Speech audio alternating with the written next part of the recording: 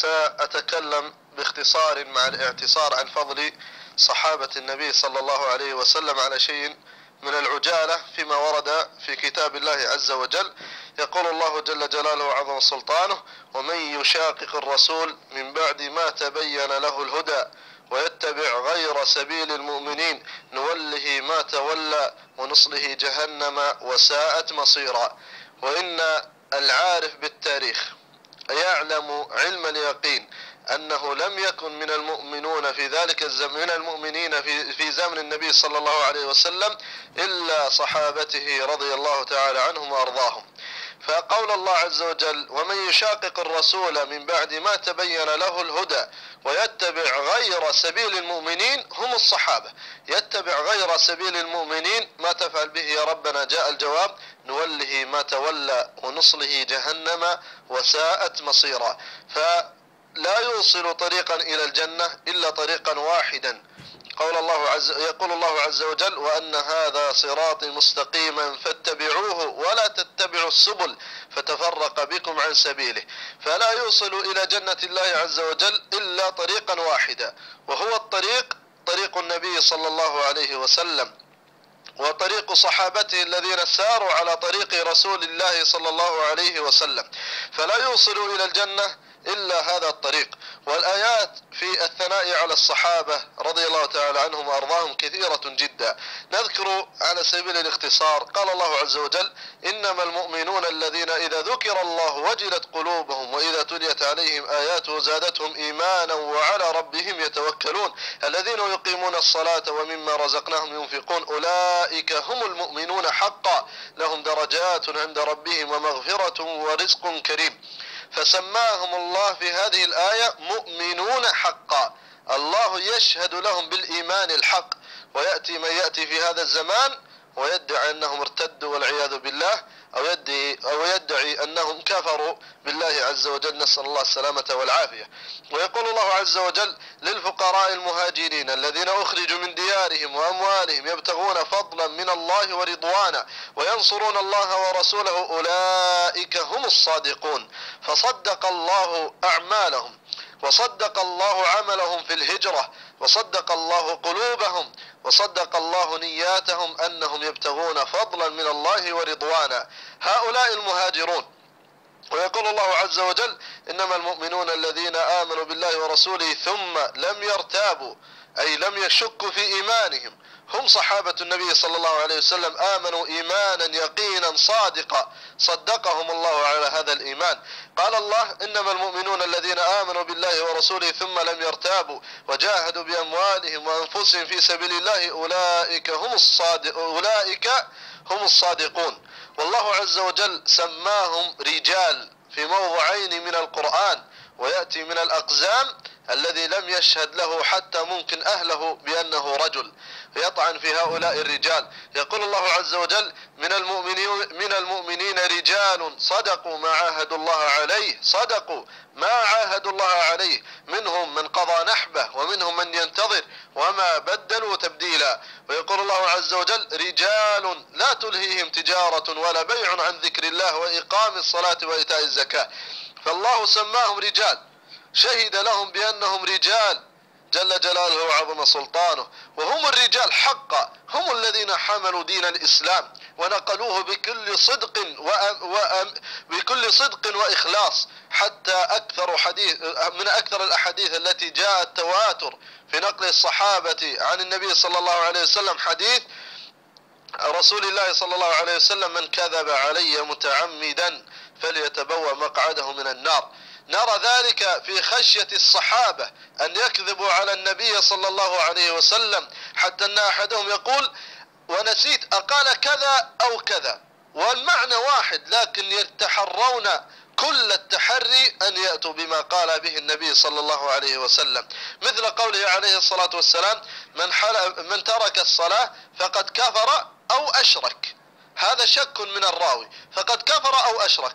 هو الشرك موصله للكفر، إذا كان شركا أكبر يكون كفرا، فقد كفر أو أشرك. لكن من حرص الصحابي أنه يذكر كذا أو كذا، يعني هل قال النبي صلى الله عليه وسلم كذا أو كذا. نرى صدق إخلاصهم في نقلهم عن النبي صلى الله عليه وآله وصحبه وسلم.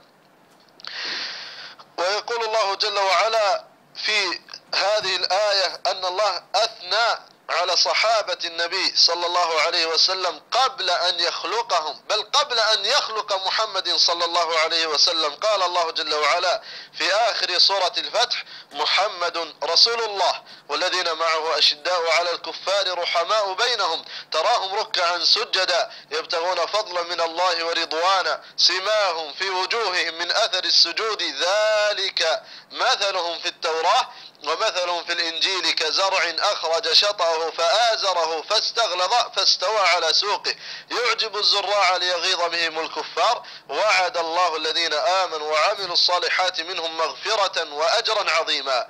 ففي هذه الآية بين الله عز وجل أنه أثنى على الصحابة في التوراة والإنجيل وأنهم صحابة النبي صلى الله عليه وسلم، وذكر من صفاتهم أنهم أشداء على الكفار رحماء بينهم تراهم ركعا سجدا، أي ديدنهم الركوع والسجود لربهم المعبود جل جلاله وعظم سلطانه. ويقول الله عز وجل: والسابقون الأولون من المهاجرين والأنصار والذين اتبعوهم بإحسان رضي الله عنهم ورضوا عنه وأعد لهم جنات تجري من تحتها الأنهار خالدين فيها أبدا ذلك الفوز العظيم. ففي هذه الآية شهادة من الله جل جلاله وعظم سلطانه الذي يعلم الغيب ويعلم ما كان وما يكون وما لو كان وما لم يكن لو كان كيف سيكون. يخبر الله أنه أعد لهم جنات تجري من تحتها الأنهار خالدين فيها ذلك الفوز العظيم.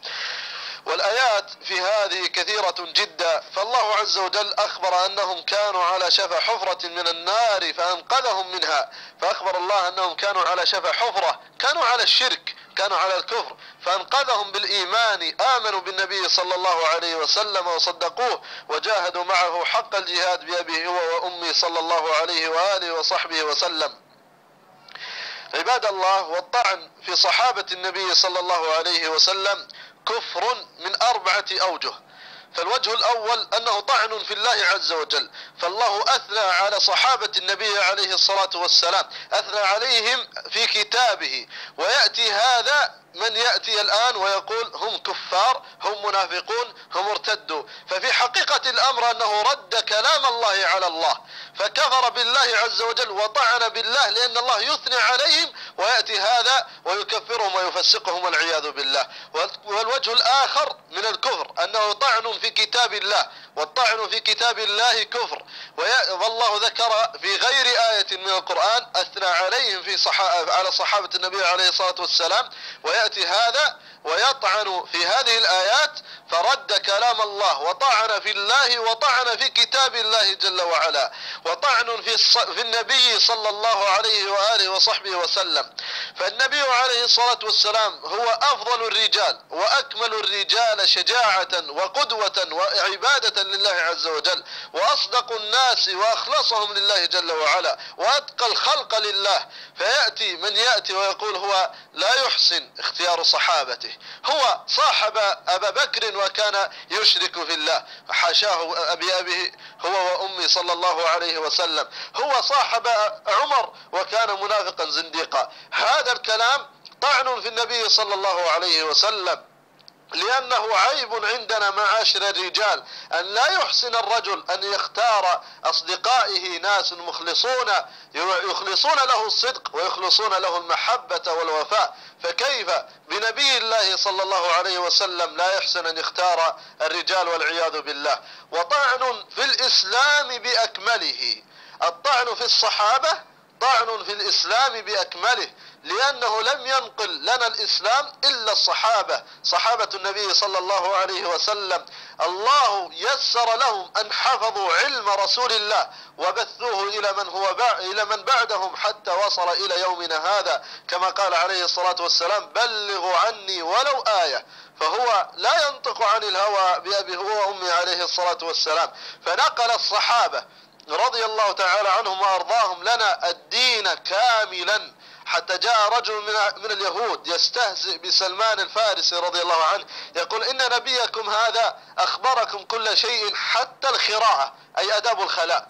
فقال سلمان رضي الله عنه الصحابي الذي تخرج من مدرسة رسول الله صلى الله عليه وسلم: نعم والله لقد أخبرنا رسول الله صلى الله عليه وسلم كل شيء حتى الخراعة. فقال: إذا دخل أحدكم الخلاء فليدخل برجله اليسرى إلى آخر الحديث. فهذا في حقيقة الأمر هي مفخرة لنا أن ديننا كامل، كما قال الله عز وجل: اليوم أكملت لكم دينكم وأتممت عليكم نعمتي ورضيت لكم الإسلام دينا. فالدين بحمد الله عز وجل كامل، نقلوه الصحابة كله، لم ينقصوا منه شيء ولم يزيدوا عليه شيء، بل كما أنزله الله عز وجل، فهم يسيرون على طريق النبي صلى الله عليه وسلم. نذكر الآن أوجه الكفر في الطعن في الصحابة 4 أوجه على سبيل الاختصار. طعن في الله عز وجل لأن الله أثنى عليهم ويأتي هذا ويفسقهم ويكفرهم وهو كفر.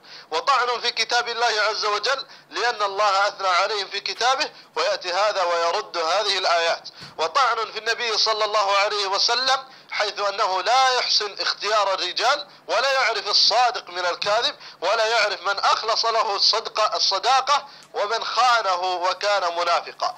وطعن في الإسلام بأكمله حيث أنه لم ينقل لنا الإسلام إلا صحابة النبي صلى الله عليه وسلم. أما عقائد القوم تجاه هؤلاء الرجال الأبطال الذين شهد الله لهم وشهد لهم النبي صلى الله عليه وسلم، فلا يخفى على من له أدنى بصيرة في عقائد هؤلاء أنهم يطعنون في الصحابة ويردون عليهم مروياتهم. ومن طعن في صحابي أو طعن في مروياته أو في عدالته فقد كفر في الله عز وجل، كما قال الإمام القرطبي رحمه الله تعالى. جاء في الكتاب الكافي أنه كان الناس أهل ردة بعد النبي صلى الله عليه وسلم إلا 3. فقلت: من ال3؟